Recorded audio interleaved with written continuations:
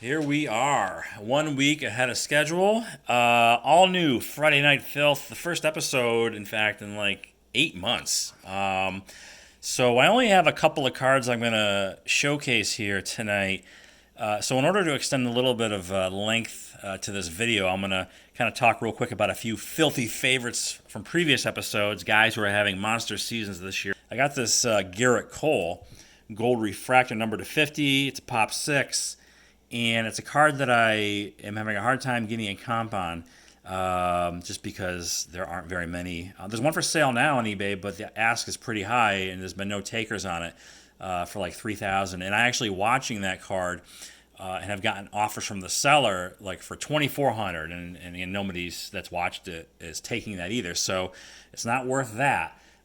Base chrome refractors are selling for like 450 ish. I don't know. It's just. I guess if there are any dealers that are watching this video, if they had this card and they were trying to sell it, I'm curious what they would ask for it or what they'd want to get for it.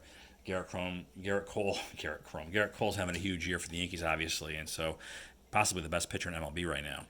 And then over here we have another guy who's healthy and producing, Shohei Ohtani, purple refractor, 2018 Bowman Chrome, and I think I wanted to have an Ohtani card in my collection, an Ohtani rookie, back when I was shopping around, and I decided on this one. And he might have been injured. I mean, he'd been injured a little bit, and I think I kind of got it on the low end, around $80 or so. I think I have into this card, so probably a lot higher now based on the season he's having. And then, lastly, finally, Vladimir Guerrero Jr.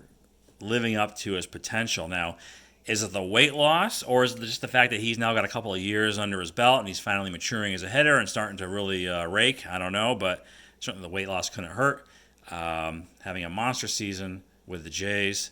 And, at one time this card had gone down below what I actually paid for it because he just wasn't doing much. I think I'm into it for like $290, and then I think it went down to like 230, 240 at one point, but now it's definitely a lot higher than that, I think. So anyway, all right, so here we are with the two new pickups, and they're both Sapphires, and my first Sapphire cards, and boy, I tell you, in person, these things look great. I've seen a few of these shown on YouTube, but it's not the same seeing them in hand. So first up, got the Juan Soto 2019 Topps Chrome. Now, this is not his rookie card. He didn't have a Sapphire card in 2018.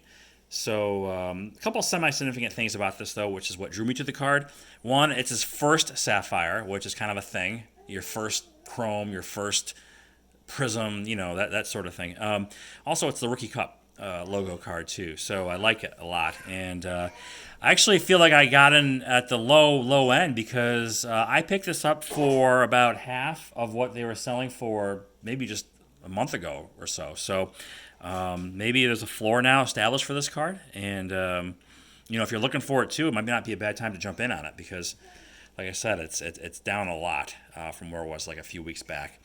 And then this last one is probably the biggest risk I've ever taken in buying a card. I mean, I don't do much prospecting, and I probably wouldn't have done this if this guy wasn't on the Yankees. But man, the way they're talking about Jason Dominguez, you think he'd be the second coming of Mike Trout. And I hope that's kind of the way it ends up being, and not him being the second coming of Jesus Montero. But here's Dominguez, the Bowman Sapphire card. Now, when I do this, when I prospect, I have a little bit of risk I'm willing to take, but not so much so that I go for the autoed refractor version, right? So, for example, like Ohtani here and Vladimir, I chose the purple colored refractor because they're numbered to 250. I like having the numbered cards.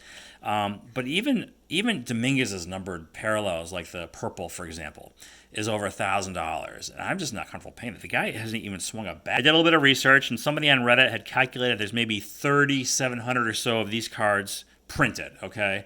So, it's probably a little bit more limited to the base Chrome or the Bowman First or whatever his basic cards are, but not quite the limit, not quite as limited as, say, the numbered parallels.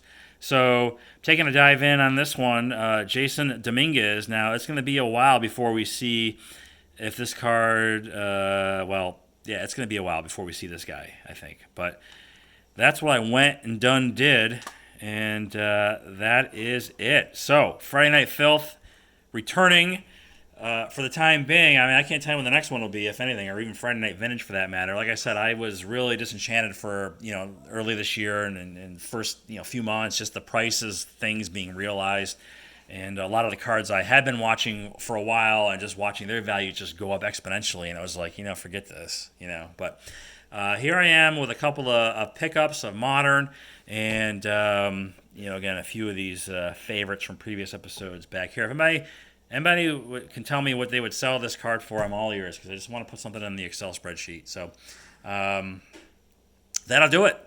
Thanks for watching, and I'll talk to you all later.